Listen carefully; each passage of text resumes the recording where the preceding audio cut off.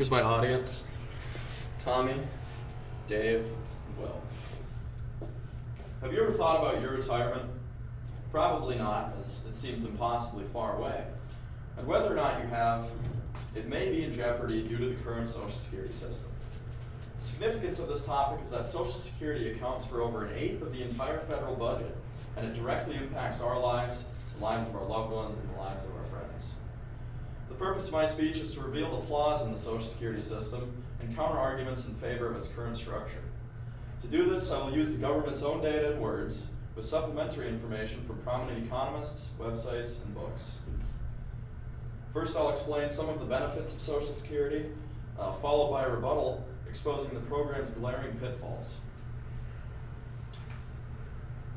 Proponents of the current system argue that the current system can persist through tax hikes and reform, which would be necessary to fund the retirement of the very large body of the baby boomer generation who is currently retiring. They also argue for reform, which, according to an Investopedia article published in 2023, it states that most Americans would be opposed to reform, so it's really not a viable option to reform the current structure of the system and fix the Social Security program. Proponents also argue that the spending for the program is not problematic, as the funds that are allocated to Social Security only exist for the program and would not exist in its absence. They also argue that disabled and retirees must be cared for by the government, that it is a function of the government to care for the retiring citizens and its disabled citizens. They also argue that Social Security is necessary, as novice investors lack the financial literacy to plan their own retirement. Social Security is much safer for those people, as the risk when investing in the private market is much more dangerous than investing in a government trust fund. According to Andy Markowitz, writing for the American Association of Retired People, he writes that provides 50% of income for over half of households over 65 or older, and it keeps 26.5 million Americans out of poverty. This is perhaps the strongest argument in favor of keeping the current Social Security system. In considering the benefits of the program, I'll next explain why these benefits simply do not justify the continued existence of the program. Put it lightly, the system is simply unsustainable.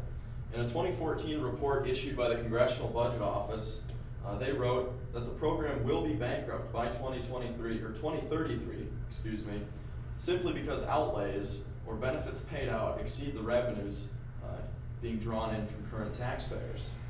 And to fix this, it'll require an expanding workforce, which is currently not the case. The workforce is on the decline, or tax hikes, which would be massively unpopular.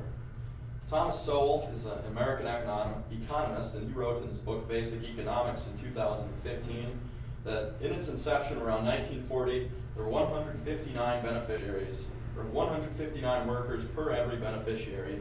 And in 2029, that number will be 2.1 workers per beneficiary. The tax rate in 1930 was 1% of total income. Currently, it's 6.2% today, according to Mark Levin. Sowell describes this as a government-ran Ponzi scheme which would be illegal in the private sector, as it is a pay-as-you-go system. You are not guaranteed the funds that you pay into the system. The funds that you pay in now go into current retirees. Social Security also accounts for a large portion of government spending. According to Mark Levin, again, writing in his 2015 book, Plunder and Deceit, that it is the single largest component of the government budget, which has outspent defense since 1933, even while we were at war in 2008. Currently, it accounts for $1.3 trillion of the $9 trillion budget, according to the Department of the Treasury.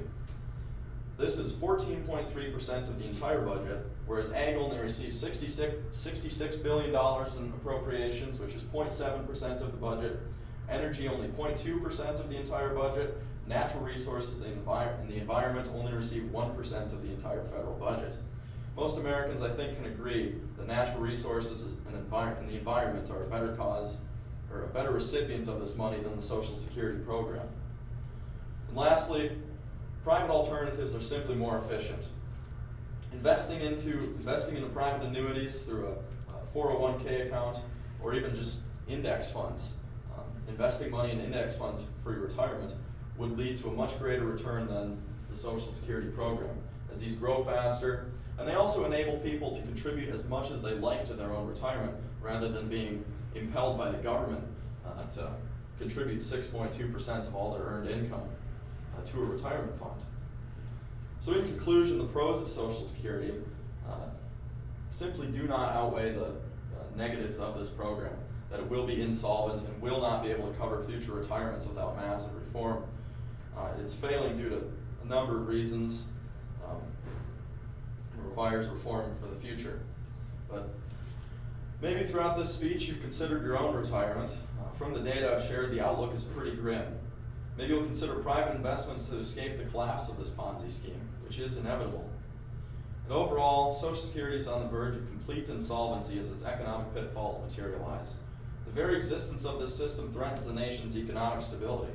For this reason, the system must be reformed, replaced, or scrapped altogether. Thank you.